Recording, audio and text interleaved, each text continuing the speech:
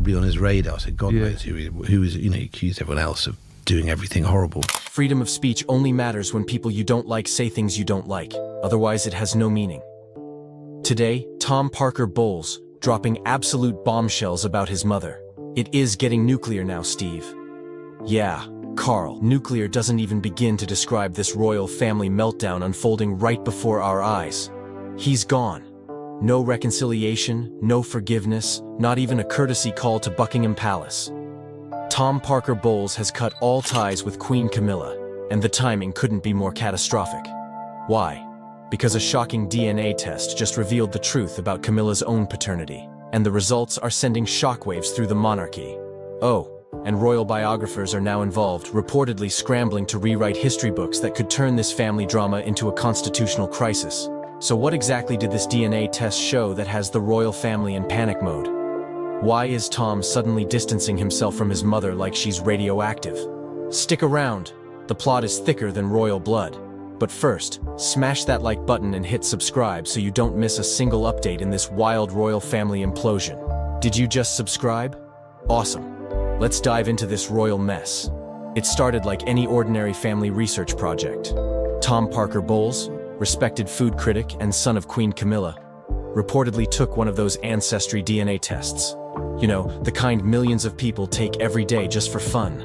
But what happened next was anything but ordinary. Tom was on that cooking show last month saying how proud he was of his heritage. "I've always been fascinated by my family history on both sides," he said with that trademark, aristocratic smile. "I thought I knew exactly where I came from. But that smile has vanished."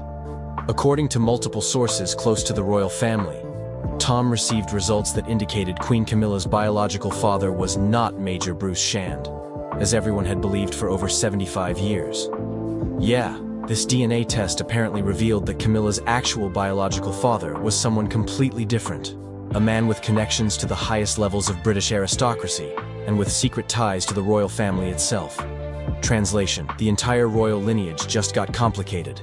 Tom reportedly confronted his mother with these results at a private meeting at Clarence House 2 weeks ago.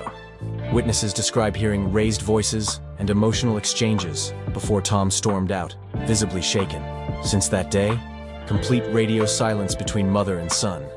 One palace insider told us, "This isn't just about family secrets. There are serious constitutional questions about bloodlines and succession that could rock the monarchy to its core." And as if that wasn't explosive enough, royal watchers started connecting the dots. You heard that right.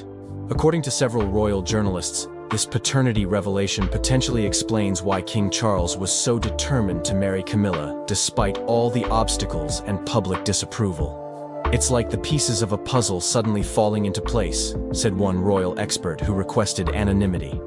"If Camilla's biological father is who we now think it is, it would rewrite decades of royal history.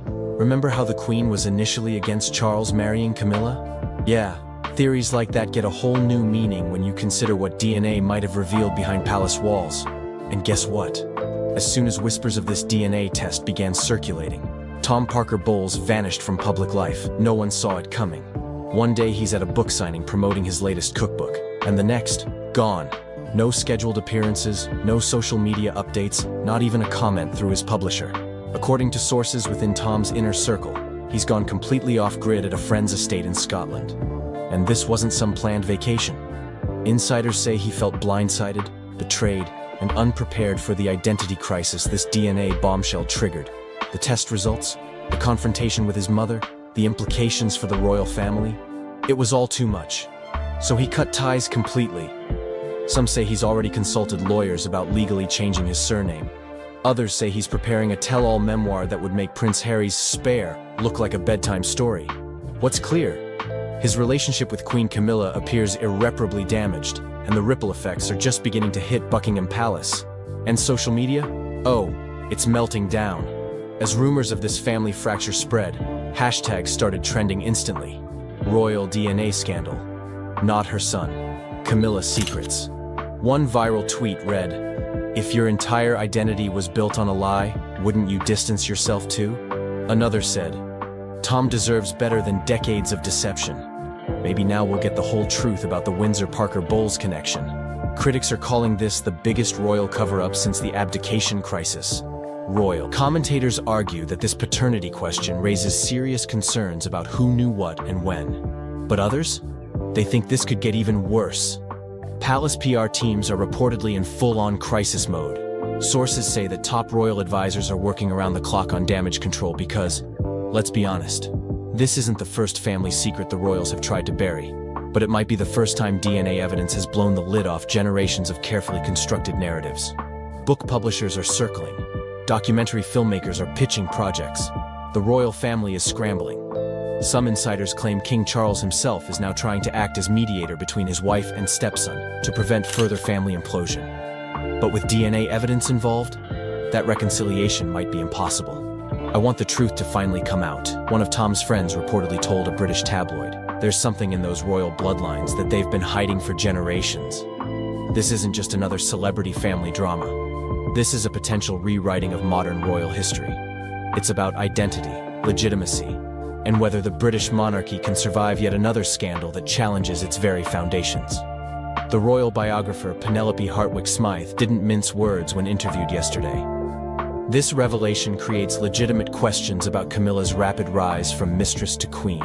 If her biological father was indeed connected to the royal family as these DNA results suggest, it paints the entire Charles-Diana-Camilla triangle in a completely different light. And the royal experts aren't stopping there. Historians are now reportedly re-examining photographs, letters, and diaries from the 1940s, looking for clues that might have been missed about Camilla's true paternity. The physical resemblance is undeniable once you know what to look for, said royal historian Malcolm Thornbridge. Compare photographs of Camilla with her supposed father, and then with this other gentleman from the aristocracy. The evidence has been hiding in plain sight all along. Whether Tom eventually reconciles with his mother or not, this moment has already changed the royal family forever. The DNA doesn't lie, the family bonds are fractured, and now the public and historians alike are watching every development with renewed scrutiny. Will Tom break his silence with a tell-all interview? Will more royal family secrets come to light through other DNA revelations? And will Queen Camilla be forced to publicly address her true paternity, or continue the generations of secrecy? According to sources close to Tom, he's currently working with genealogists to trace this newly discovered biological lineage, potentially uncovering even more shocking connections to other prominent British families. This isn't just about Tom and Camilla anymore, said one royal expert. If these DNA results show what we think they do, there could be ripple effects throughout the aristocracy. Other families might discover their histories aren't what they believed either. Some royal watchers believe this explains why Camilla was so determined to marry into the royal family despite all the obstacles. It wasn't just love, suggested one commentator. If her biological father was who we now think, she may have felt entitled to that position all along. Palace insiders report that King Charles is deeply concerned about the impact this revelation is having on the already fragile public perception of the monarchy. Coming so soon after Harry and Meghan's departure and Prince Andrew's scandals, this is the last thing the king needed, said one source. Genealogists are now reportedly inundated with requests from members of the public who believe they might be related to this newly revealed royal connection. Everyone wants to know if they're somehow connected to this secret branch of the family tree, said one DNA testing expert. But the real question remains, what will Tom do next? Will he use this revelation to forge a new identity completely separate from the royal circus? Or will he leverage this bombshell for a Netflix deal that would make The Crown look like a children's fairy tale? Prince Harry is addressing those rumors about his real father. For decades, there has been speculation that Princess Diana's former lover, James Hewitt, is the 38-year-old's dad, not King Charles III. For decades, rumors have swirled around the British royal family regarding Prince Harry's paternity. The speculation, fueled by his red hair and physical differences from his brother William, became a persistent tabloid narrative that the palace firmly denied. Now, an explosive revelation has reportedly shattered the fragile peace between Harry and his royal relatives. What DNA discovery could possibly drive the already estranged prince to make a final, irrevocable break with his past? The truth is more stunning than even the most sensational tabloid dared to print. According to sources close to the situation, Harry received the test results during a video consultation with his physician. As the doctor began discussing a specific genetic marker, Harry reportedly stopped him mid-sentence. visibly shocked by information visible on his screen. The consultation ended abruptly, with Harry requesting all his results be sent to him immediately for private review. He ended the call and just sat in complete silence for nearly an hour, one insider claimed. Meghan found him still staring at the results when she returned from taking Archie to his playgroup. He looked like he'd seen a ghost. The genetic profile reportedly contained markers inconsistent with the Windsor genetic line, but remarkably similar to another well-known figure from Princess Diana's past, one whose relationship with Harry's mother had long been the subject of speculation. The James Hewitt question finally answered. For decades, the most persistent rumor about Harry's paternity centered on James Hewitt, the former cavalry officer with whom Princess Diana had a 5-year affair in the late 80s and early 90s. The timing of their relationship, combined with Harry's red hair, similar to Hewitt's, fueled endless speculation despite consistent denials from all parties. Hewitt himself had repeatedly stated that his relationship with Diana began in 1986, 2 years after Harry's birth in 1984, making it biologically impossible for him to be Harry's father. This timeline, confirmed by Diana's friends and royal biographers, seemed to definitively rule out Hewitt. But according to sources familiar with Harry's genetic test results, the truth appears far more complicated. The DNA markers reportedly indicate that Hewitt is indeed Harry's biological father, contradicting the long-held official timeline of when Diana and Hewitt's relationship began. This revelation suggests that Diana and Hewitt may have had a brief earlier relationship or encounter, preceding or coinciding with the early troubled years of her marriage to Charles, a possibility never before confirmed or even seriously considered by royal historians. The timing would have been during a period when Charles had resumed his relationship with Camilla and Diana was deeply unhappy, noted one royal biographer who requested anonymity. It's not implausible that Diana might have sought comfort elsewhere, though this earlier connection to Hewitt has never been documented. Harry's emotional reckoning. For Harry, the reported discovery has triggered a profound emotional crisis that goes beyond the question of his biological father. According to friends, this revelation has forced him to reevaluate his entire life story, including his relationship with the royal family and particularly with King Charles. Harry is processing the fact that people around him, potentially including Charles himself, may have known the truth all along, said one source close to the Sussexes. Every interaction, every cold shoulder, every perceived slight now looks different through this lens. Was he treated differently because they knew? Was the spare designation even more literal than he thought? The timing of this discovery has reportedly been especially painful given the contents of Harry's memoir, Spare, published in 2023. In the book, Harry wrote extensively about his complicated relationship with Charles, his feelings of being overlooked, and his desperate desire for his father's approval and affection. He poured his heart out about his relationship with a man who may have always known he wasn't his biological father, the source continued. That realization is devastating. Most poignant was Harry's reported reaction to photos of himself with Charles. According to those close to him, Harry spent hours reviewing old photographs, looking for genuine connection or signs of emotional distance that might have been invisible to him before. The final break. While Harry has maintained public silence about these revelations, his actions speak volumes about his response. Within weeks of reportedly receiving the test results, Harry is said to have consulted with constitutional lawyers about his technical status within the royal family, begun the process of legally changing his children's surnames from Mountbatten-Windsor to simply Sussex, instructed his foundation to remove all references to his royal heritage from their materials, returned private family heirlooms to Buckingham Palace via courier, including items received from Queen Elizabeth II. Most significantly, Harry reportedly sent a formal letter to the palace renouncing any remaining claims or connections to the royal family.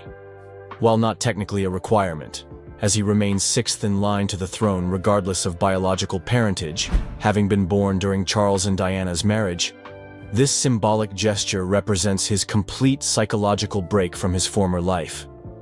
This isn't about legal status for Harry, explained one confidant. It's about identity. He's making a clean break with an institution he now feels was built on lies, at least where he's concerned. Meghan and the children.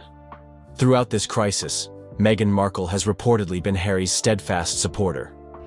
According to friends, she viewed the news not as a scandal, but as a piece of clarity that explains much about how Harry was treated within the royal family. Meghan told Harry that DNA doesn't change who raised him or who his children's grandfather is, one source claimed. But she also supports his need to process this truth and make decisions based on it. She's giving him space to figure out what it means for him. For Archie and Lilibet, still too young to understand the complexity of the situation, the practical changes have been minimal.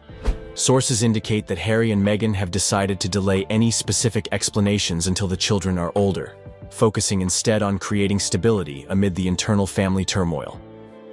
Harry has reportedly become even more protective of his children's privacy, implementing additional security measures around their home and activities. Friends suggest this stems from a fear that the children might become targets of media fixation if the paternity information becomes public. Harry's primary concern is protecting Archie and Lilibet from experiencing anything like what he went through, said one source. If anything, this has made him even more determined to build a life completely removed from royal scrutiny. James Hewitt's response. While Hewitt himself has maintained public silence, sources claiming to be familiar with his reaction describe him as stunned and conflicted. Though he had always denied being Harry's father, these sources suggest he may have privately wondered, given the timing of certain events. A former military colleague of Hewitt's told a British newspaper that Hewitt had occasionally made comments about Harry's military career that seemed unusually proud and specific. He followed Harry's service in Afghanistan with particular interest, the colleague noted. He collected news clippings about Harry's military achievements. We thought it was just because of the Diana connection, but perhaps there was more to it. What remains unclear is whether Hewitt would welcome a relationship with Harry at this stage. The two men have reportedly never had a significant conversation, despite moving in adjacent social circles during Harry's life in Britain. Any potential relationship would be complicated by Hewitt's past decisions to profit from his connection to Diana through tell-all interviews and books. James has carried this secret, or at least this question, for almost 40 years, said one longtime acquaintance.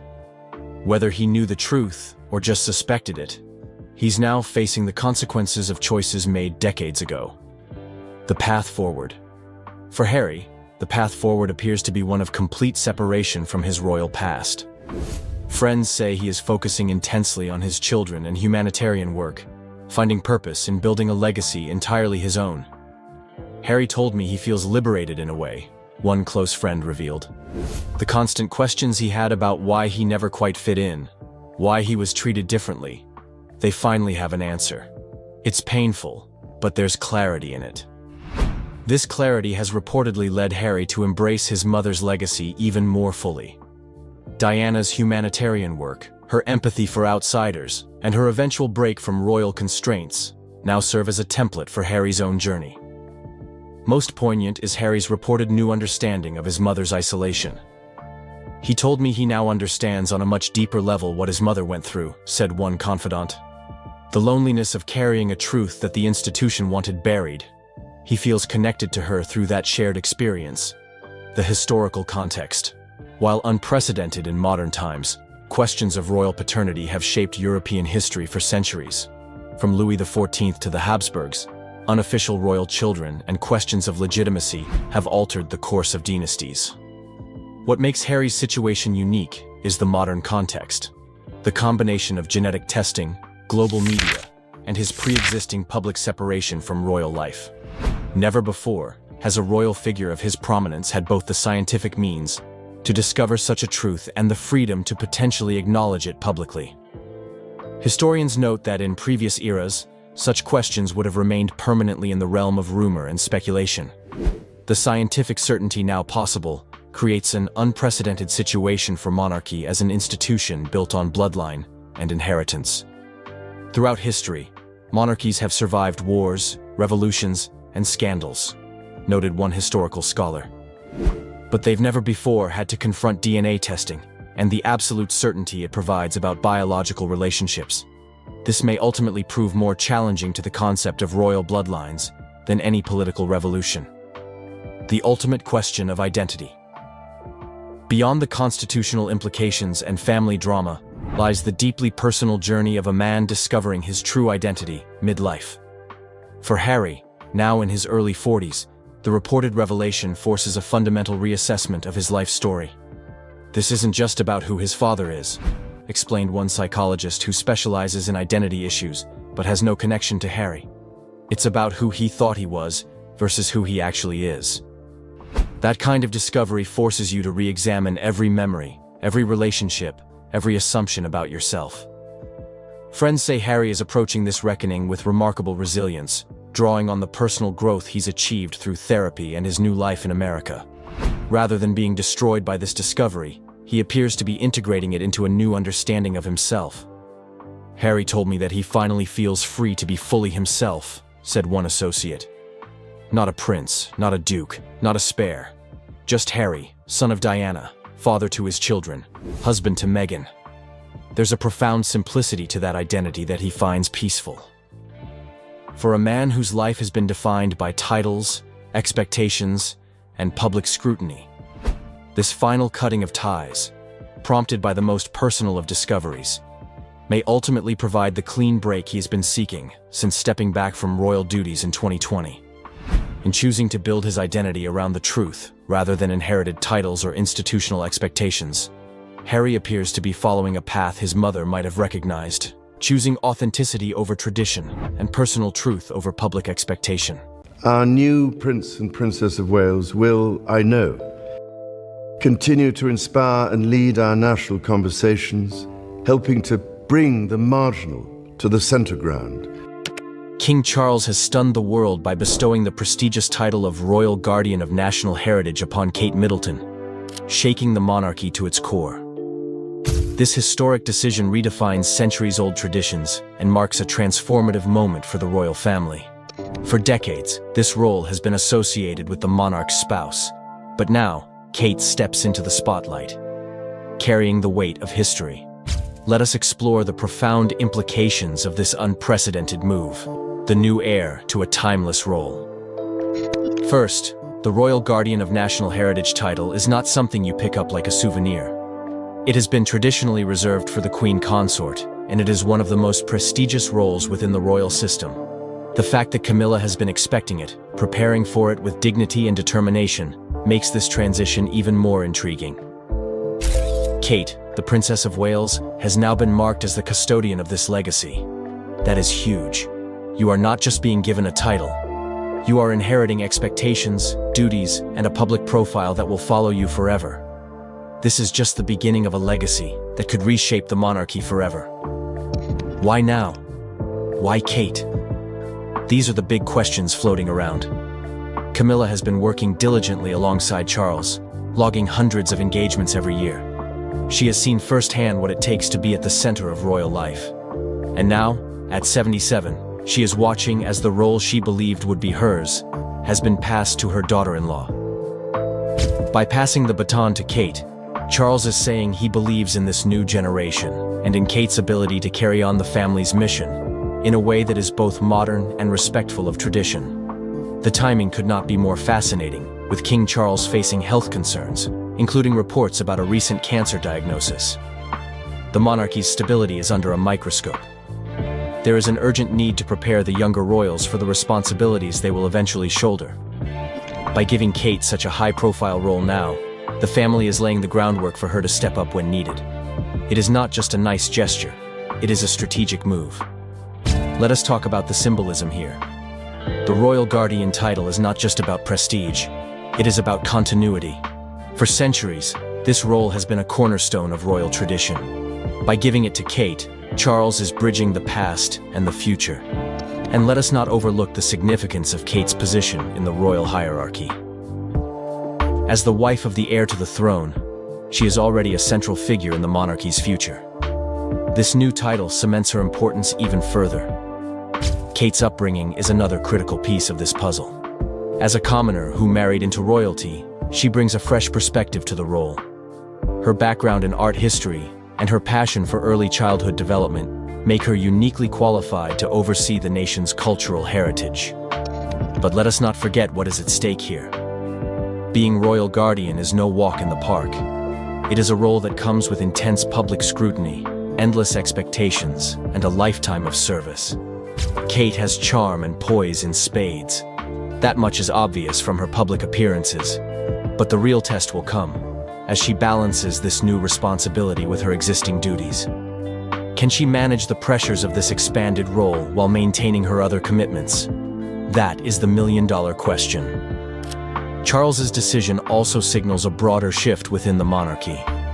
The royal family has been under increasing pressure to modernize and stay relevant in today's fast-paced world. By giving Kate such a prominent role, they are not just handing her a title, they are setting her up as a symbol of this new, more progressive era. It is a smart move, one that acknowledges the importance of appealing to younger generations while still honoring the weight of tradition. This move is also a masterclass in forward thinking. Charles is not just making decisions for today, he is planning for the monarchy's future. Kate's legacy is one of grace, dedication, and a measured approach to royal life. If she can channel these qualities into her new role, she will be in good shape. What makes Kate's position even more compelling is her potential to redefine what it means to be royal in the 21st century. The days of purely ceremonial duties are fading.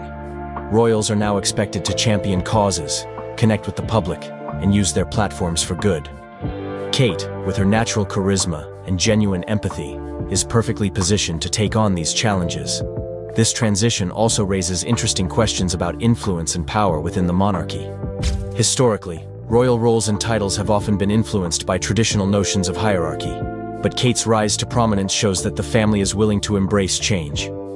By elevating her to such a significant role, they are sending a powerful message about merit and the evolving nature of the monarchy.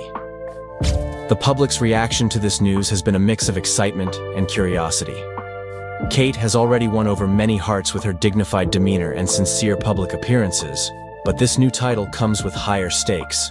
People will be watching closely to see how she handles the pressure and what kind of impact she will have on the monarchy's future. As Kate grows into her new role, she will also have the opportunity to carve out her own identity within it. While she will undoubtedly draw inspiration from those who came before, she will also have the chance to bring her own unique perspective to the role. Whether it is through heritage conservation, public advocacy, or educational initiatives, Kate has the potential to leave a lasting mark on the monarchy. Charles's choice marks a turning point for the royal family, shaping its future in surprising ways. The crown's youngest symbol of continuity and progress. It is worth noting that this move is not just about the present. It is about securing the monarchy's future in a world that is increasingly skeptical of traditional institutions. The royal family needs to demonstrate its relevance, and by investing in Kate and giving her a meaningful role, they are showing a commitment to evolution and adaptability. Kate's new title is a key part of that strategy. Of course, none of this guarantees smooth sailing. The challenges ahead are enormous. The royal family is under constant scrutiny, and every misstep is magnified 100-fold. But if Kate can rise to the occasion, and all signs suggest she can, she will be a pivotal figure in shaping the monarchy for years to come. So what does this mean for Camilla? Sources close to the palace report that the queen consort is furious at what she perceives as a slight. For years, she has stood by Charles, weathering public criticism and gradually winning acceptance. The royal guardian title was to be her crowning achievement, a recognition of her place in the royal hierarchy. Camilla feels blindsided, says one palace insider. She's put in the work, she's earned her place, and now she's watching as Kate is given a role that traditionally would have been hers. It's not just about the title, it's about what it represents. The tension between Kate and Camilla has reportedly reached an all-time high. While they maintain a facade of cordiality in public, behind palace walls, the atmosphere is said to be frosty. William finds himself caught in the middle, torn between supporting his wife and respecting his father's marriage. Charles, for his part, is said to be standing firm on his decision. The king believes this is what's best for the monarchy, explains a royal correspondent. He has the utmost respect for Camilla, but he's thinking about the institution's future. Kate connects with the public in a way that's crucial for the royal family's continued relevance. This royal drama unfolds against a backdrop of broader changes within the monarchy. As Charles implements his vision of a slimmed-down royal family, every decision takes on added significance. Who's in favor? Who's being sidelined? The balance of power is shifting, and with it come inevitable tensions. For Kate, this new title is both an honor and a burden. She's aware of the rift it has caused, and is reportedly working behind the scenes to smooth things over with Camilla. Kate doesn't want this title to come at the cost of family harmony, notes a source close to the princess. She's trying to navigate this delicate situation with the grace we've come to expect from her. As for the British public, opinions are divided. Many applaud Charles for recognizing Kate's contributions and securing the monarchy's future. Others sympathize with Camilla, seeing the decision as a snub to a woman who has dedicated her later years to royal service. What remains clear is that this decision will have lasting implications for the royal family. It's not just about a title, it's about the monarchy's direction as it navigates the complexities of the modern world. Kate's journey as royal guardian is just beginning, and it promises to be a fascinating one. As she steps into this new role, she will be carrying not just a title, but the hopes and expectations of a nation. It's a lot for anyone to handle, but if there's anyone who can do it, it's her. And with the support of William and her children, Kate is poised to become a defining figure in the next chapter of royal history. As we dive deeper into the significance of this title transfer, it's essential to understand what makes the royal guardian role so unique. This title, historically associated with the preservation and promotion of Britain's cultural heritage, carries enormous responsibility. The Guardian oversees the royal collection, one of the largest and most important art collections in the world, and serves as a patron to numerous cultural institutions across the United Kingdom. It's a role that requires not just an appreciation for history, but a vision for how that history connects to the present and future. Kate's background in art history makes her particularly well-suited for this aspect of the role. Her degree from St. Andrews and her subsequent work with the National Portrait Gallery have given her a solid foundation in the arts. But the title encompasses more than just art and artifacts. It's about preserving and promoting the intangible heritage that defines British identity. Camilla's disappointment stems partly from her own passion for these areas. Over the years, she has cultivated relationships with numerous heritage organizations and has shown a genuine interest in preserving Britain's cultural legacy. To see this responsibility given to Kate feels, to her, like a repudiation of her efforts. There's a sense that Camilla has been passed over, explains one royal historian. It's not just about ego, it's about recognition for years of dedicated service. The timing of this announcement has also raised eyebrows, coming as it does during a period of transition for the monarchy, with Charles still establishing himself as king. It suggests a deliberate strategy. Perhaps Charles is using this appointment to signal the direction he wants the monarchy to take, one that embraces modernity while respecting tradition. Kate's early exposure to public life has already set the stage for her to embrace this responsibility. From accompanying the royal family at major events to engaging with the public on her own initiatives, she has shown an ability to connect with people across all walks of life, a skill that will be invaluable as she grows into her new role. Her interactions with the public have been marked by a natural warmth and genuine interest that suggests she is well suited for the demands of royal life. But what does it mean for the monarchy to have Kate in such a prominent role in this modern age? For one, it signals a willingness to adapt and embrace change. The British monarchy, an institution steeped in tradition, has often been criticized for being slow to evolve. By elevating Kate to such a prominent role, the royal family is taking a step towards modernization. This move acknowledges the importance of engaging with younger generations and addressing contemporary issues. Kate's role will likely involve a mix of traditional duties and modern initiatives. She may take on ceremonial roles, such as representing the monarchy at cultural events, while also championing causes that resonate with her generation. Issues like early childhood development, mental health, and arts education are likely to feature prominently in her work, reflecting the evolving priorities of the monarchy. This transition also highlights the importance of forward-looking leadership within the royal family. Charles's decision to elevate Kate is not just about the present, it's about preparing for the future. As the monarchy continues to navigate the challenges of the 21st century, Kate's perspective as a relatively younger royal, with a connection to ordinary Britons, will be invaluable. While the title of Royal Guardian carries significant weight, It also offers Kate a unique platform to shape her own identity within the royal family. Unlike her other roles, which may come with more rigid expectations, this position allows her to carve out a distinct path. This individuality will be crucial as she balances the expectations of her role with her own aspirations and interests. As we look to the future, Kate's journey will undoubtedly be shaped by the changing dynamics of the royal family. With the passing of time and the emergence of new challenges, the monarchy will need to continue adapting. Kate's role as royal guardian will be a critical part of this evolution, serving as a bridge between tradition and progress. The decision to bestow this title on Kate also reflects a broader trend within the monarchy. The emphasis on continuity and stability in a world that is constantly changing.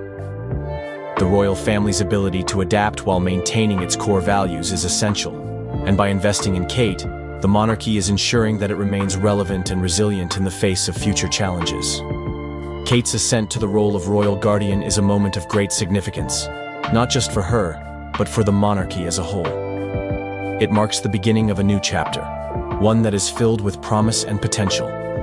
As she grows into this role, Kate will have the opportunity to leave a lasting impact on the institution and the people it serves.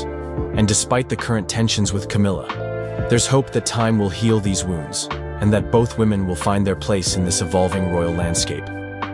For now, all eyes are on Kate as she takes on this new responsibility. The world watches with anticipation to see how she will shape this historic role and, by extension, the future of the British monarchy.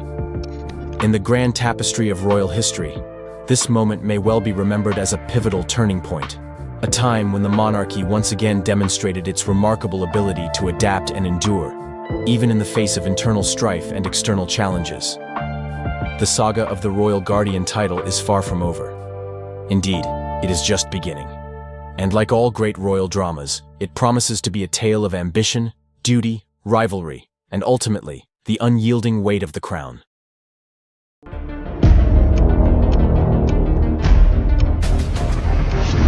Tuesday marks 20 years since Princess Diana was killed in a car crash inside a Paris tunnel. Proof that she was in the car, proof that she was injured, and proof that the very paparazzi that chased her into the tunnel were the ones that were taking photographs of her lying.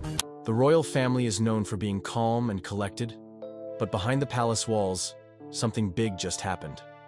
Prince William, who is usually so quiet and controlled, lost his temper in a way no one expected. He was angry, and the reason for his outburst was shocking. It all started with something about his mother, Princess Diana, that he never thought he'd hear again. A surprising new connection has come out, something that ties Queen Camilla to the sad and tragic death of Princess Diana.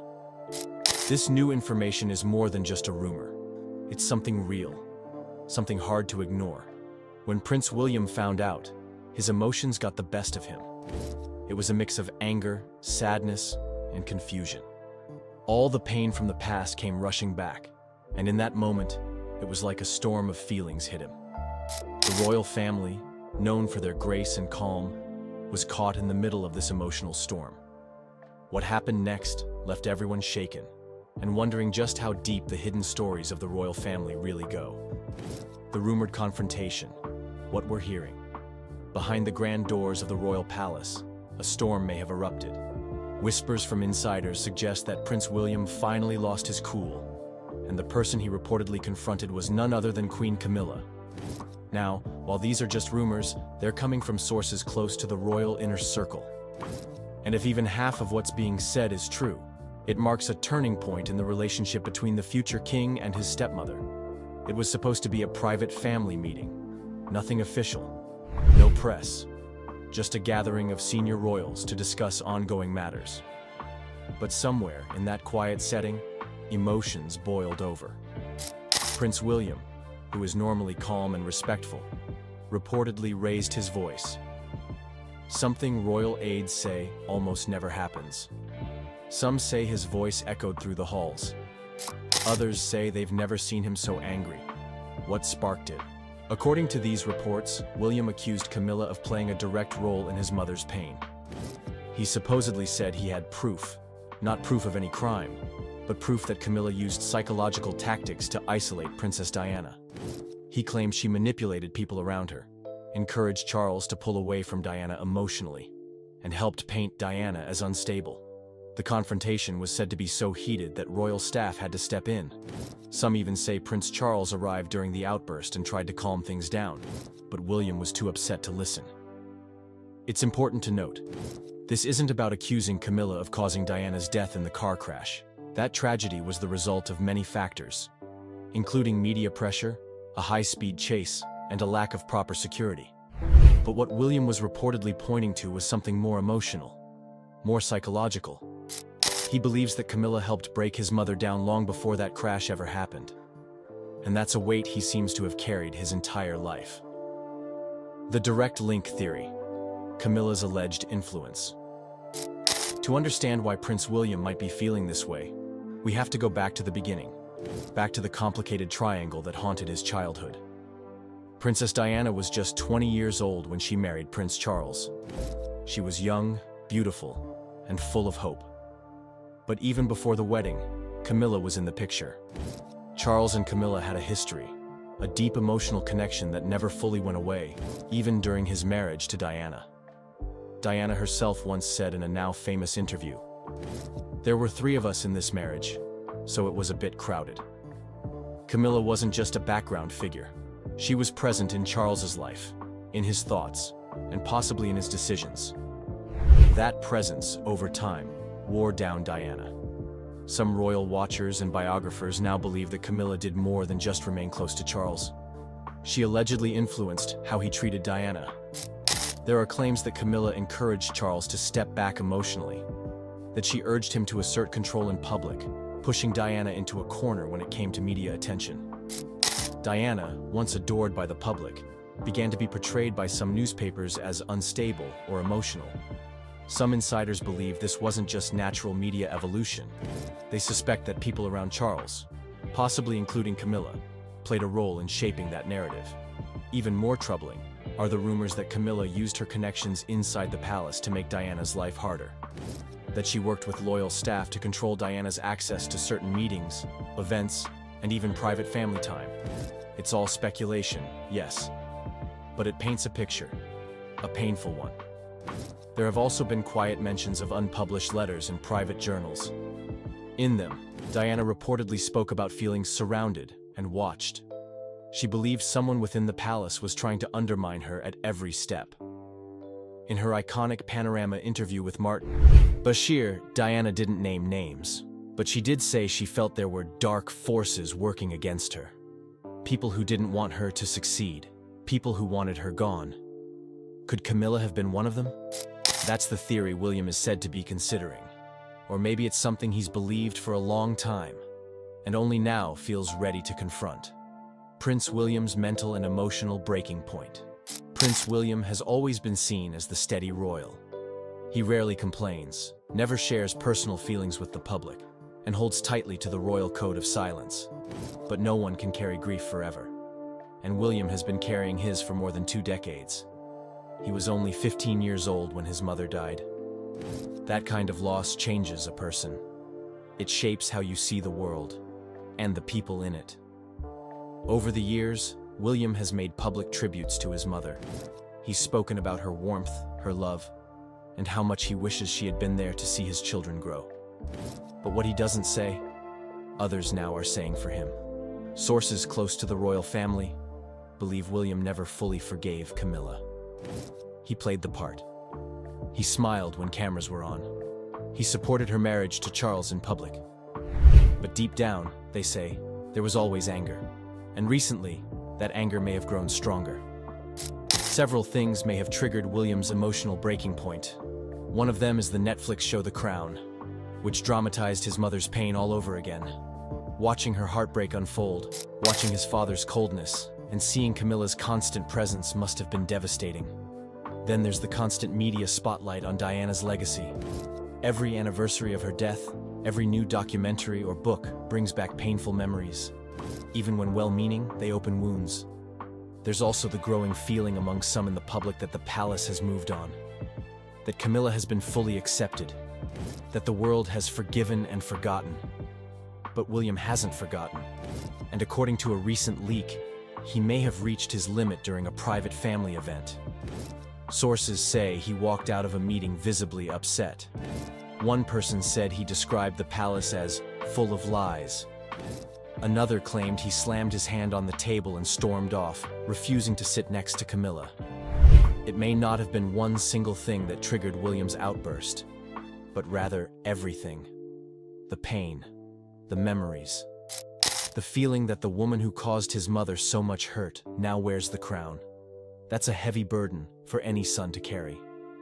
Royal family dynamics, the quiet tensions that never left for years. People assumed William and Camilla had a polite relationship, that they had made peace. But if the rumors are true, that peace was only on the surface. Insiders say William has never been truly close to Camilla. He's respectful, always. But warm, affectionate? Never. In contrast, Prince Harry has been vocal. He's openly criticized the royal family. And while he said less about Camilla directly, the tension is clear. William, on the other hand, has stayed quiet. But now, people are starting to realize that his silence might have been hiding something even deeper. Resentment, pain, a feeling of betrayal. This puts Charles in an impossible position. He loves his wife. He's made her queen. But his son, his heir, may not accept her fully. And worse, he may blame her for the one thing Charles wishes he could undo: Diana's heartbreak. The relationship between father and son may already be strained. If William truly believes Camilla helped destroy his mother's happiness, it's not hard to imagine the distance between him and Charles growing even wider. To make things more difficult, Camilla's role in the monarchy has never been stronger. She stands beside Charles at every event. She wears the crown. She's introduced as queen, not queen consort, but queen. That title alone could be a trigger for William. The very idea that the woman who once threatened his mother's place in the family now sits at the heart of the royal institution. It's a lot to take in. And if recent events are any clue, William may no longer be willing to stay silent about it. This shocking story has turned everything we thought we knew about the royal family upside down. It's a reminder that even the most powerful people have hidden struggles and deep emotions they're dealing with. Prince William's reaction shows just how painful the past can be, no matter how much time has passed. If this story caught your attention, don't forget to like the video and subscribe to stay updated on more breaking news. And feel free to share your thoughts in the comments. What do you think about this surprising twist in the royal family's history? Every comment helps keep the conversation going.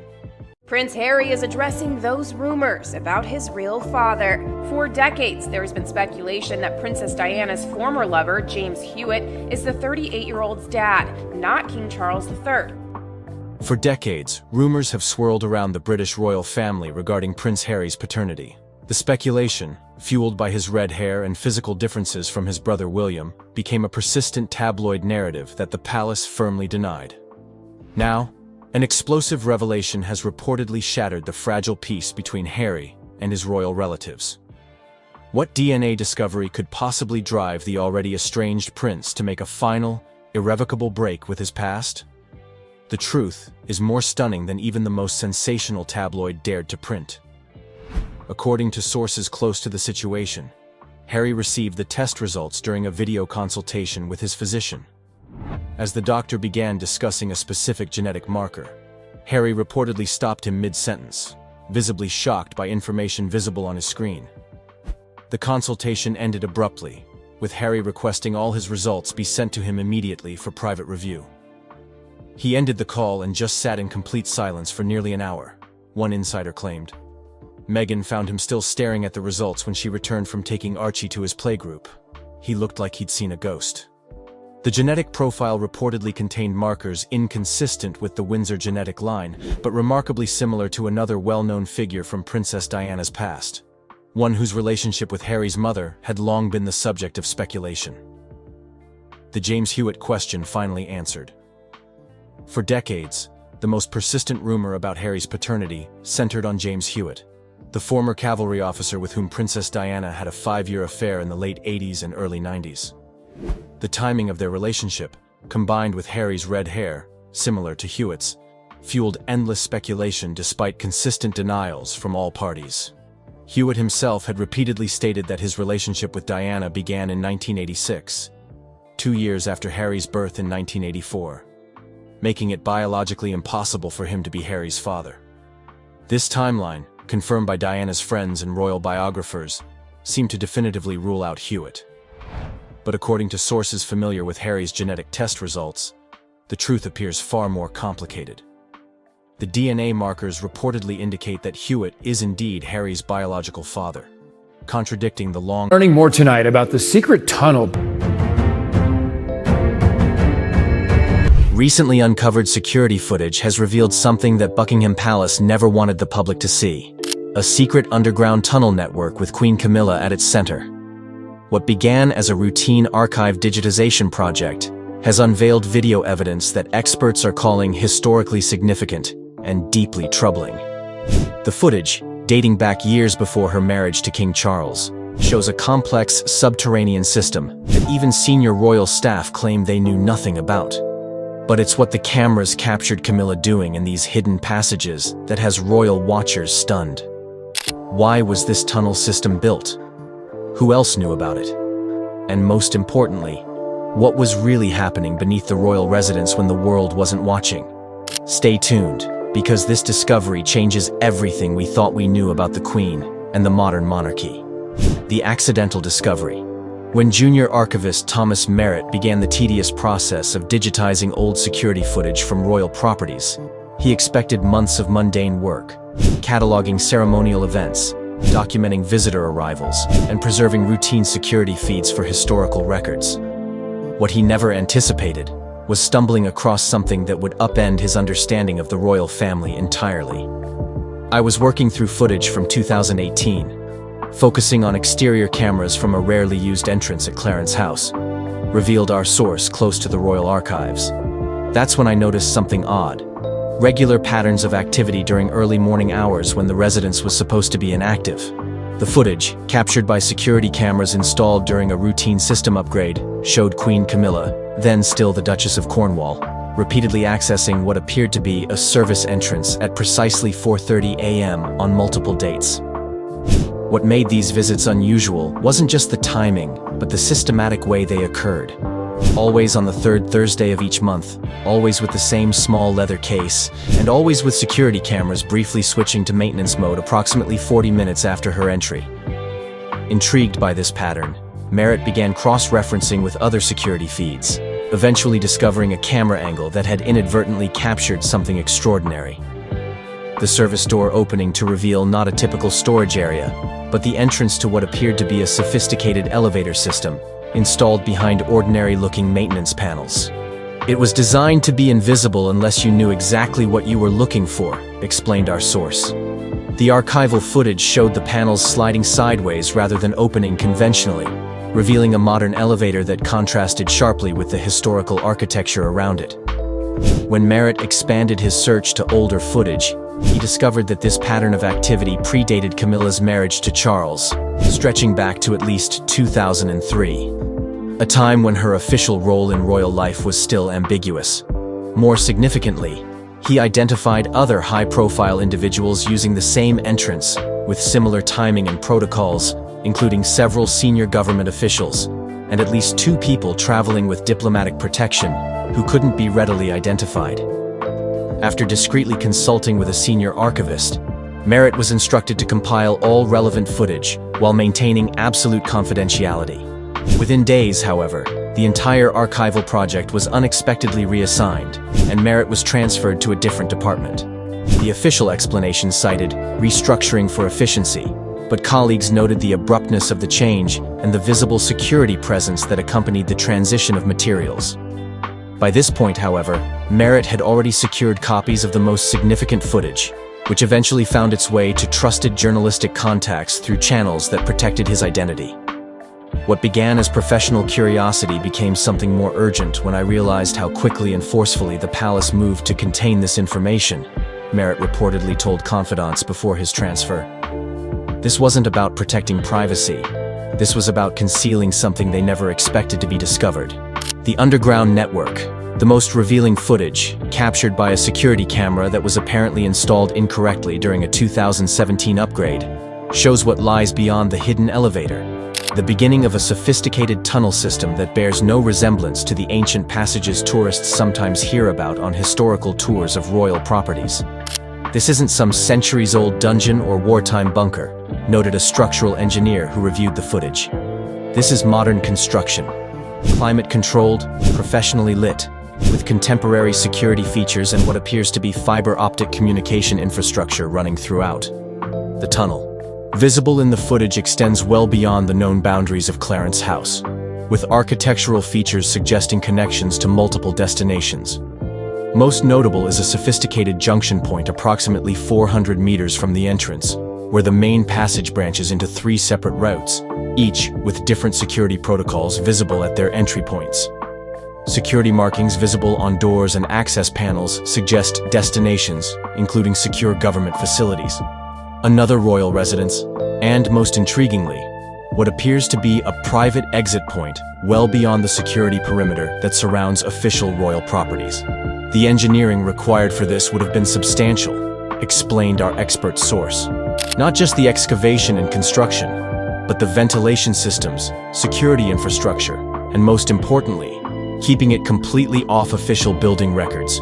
This would have required coordination at the highest levels of both the royal household and government agencies. What makes this discovery particularly significant is the clear evidence that this tunnel network was actively used rather than being some Cold War relic maintained for emergency scenarios. The footage shows regular traffic, not just Camilla, but individuals carrying diplomatic pouches, technical specialists with equipment cases, and on at least 3 occasions, group movements with what appear to be scheduled arrivals and departures.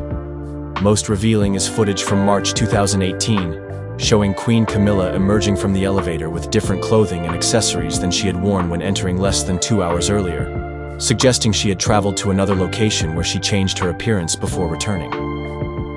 Facial analysis indicates subtle makeup changes as well, with experts suggesting these alterations would have made her significantly less recognizable to casual observers. This isn't just a convenient shortcut between residences, noted a former royal security officer who viewed the footage. This is a completely parallel transit system designed specifically for movements that needed to occur without public knowledge or official documentation. When cross-referenced with Camilla's official schedule for the dates in question, a troubling pattern emerges. On multiple occasions when she was using the tunnel network, her official calendar showed her at private engagements, taking personal time or, in one notable instance, reportedly indisposed with a mild illness that canceled a planned public appearance. The implications are significant, our security source continued. This suggests a systematic effort to create windows of unaccounted time, periods when her whereabouts were officially explained, but actually unknown to all but a select few. The secret meetings. The most explosive footage, captured by a camera positioned to monitor a junction point deep within the tunnel network, reveals the apparent purpose behind at least some of these covert movements. A sophisticated meeting facility located approximately 20 meters below street level, accessed via a branch tunnel that security markings identify as Secure Conference Level B. Unlike the utilitarian design of the main passages, this area features wood-paneled walls, proper furnishings, and what appears to be a professionally equipped conference room, capable of accommodating approximately 16 people. Technical infrastructure visible in the room suggests advanced communication capabilities and what security experts identify as counter-surveillance measures typically found only in the most sensitive government facilities. This isn't a casual meeting space or emergency bunker, explained our source with experience in diplomatic security. This is a purpose-built SCF, a sensitive compartmented information facility designed for discussions involving classified information at the highest levels. The footage captures multiple meetings in this space, with participants arriving via different tunnel branches, suggesting they came from separate locations specifically to gather in this secure underground facility.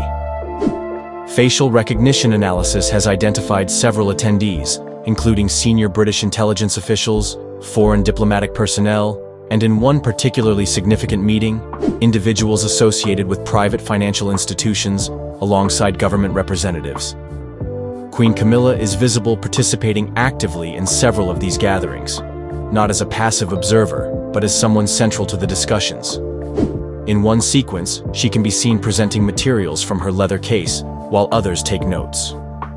In another, she appears to be operating sophisticated communication equipment, connecting the underground facility to unseen participants elsewhere.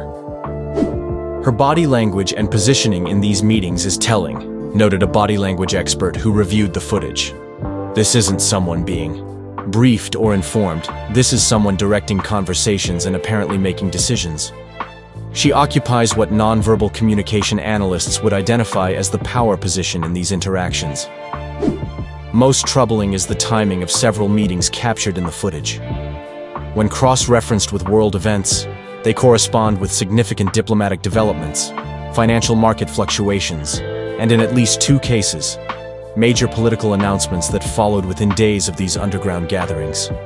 One particularly notable meeting occurred just hours before a major government policy announcement regarding international security arrangements, a timeline suggesting discussion of information that had not yet been made public or presented to Parliament. The constitutional implications are profound, noted a legal scholar who specializes in royal protocols. The monarchy is supposed to be apolitical and certainly not involved in security operations or policy formation outside very narrow constitutional parameters. This footage suggests activities that exist completely outside that traditional framework. Perhaps most significant is who isn't visible in any of the footage: King Charles, then Prince of Wales. His apparent absence from these underground activities raises questions about whether this represented a parallel operation that existed alongside official royal functions, but remained separate from the direct line of succession. The hidden communications center beyond the conference facility, the footage reveals another specialized area within the underground network, a sophisticated communications center with technology that experts describe as significantly advanced compared to what would be expected in typical royal or government facilities. This equipment represents capabilities beyond standard secure communications, noted a technical specialist who reviewed the footage. Some components visible in these images are consistent with specialized systems used for certain intelligence operations, equipment that would have no logical purpose in routine royal activities. Multiple workstations with encrypted communication systems, satellite uplink capabilities, and what appear to be specialized data analysis tools suggest an operational center rather than simply a secure communication point. Most notably, the systems appear to be actively monitored around the clock, with technical staff visible maintaining operations even when no meetings were taking place. Footage from this communication hub shows Queen Camilla receiving what appear to be regular briefings from technical specialists, reviewing materials with security classifications clearly visible on folders, and in one sequence, participating in what seems to be a secure video conference with individuals whose identities cannot be determined from the available angles. The level of engagement shown in this footage is remarkable, explained our security source. This isn't ceremonial or symbolic involvement. This appears to be direct operational participation in activities that would typically fall under intelligence services or specialized government departments. What makes this particularly significant is the timing. Much of this footage dates from 2016 to 2019, a period of extraordinary international tensions, Brexit negotiations, and significant realignments in global alliances. The connection between these underground communications activities and major developments during this period raises profound questions about potential royal involvement in matters traditionally considered the exclusive domain of elected officials and career civil servants.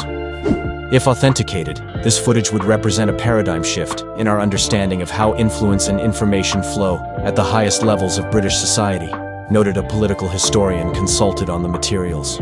It suggests channels of communication and decision-making that exist completely outside the publicly acknowledged structures of governance. The palace response. When approached with detailed descriptions of the footage and specific questions about the underground facility, Buckingham Palace initially issued a terse statement, neither confirming nor denying the existence of such a tunnel network. The statement emphasized security protocols preventing discussion of protection arrangements for members of the royal family, while dismissing speculative reports about Her Majesty's activities.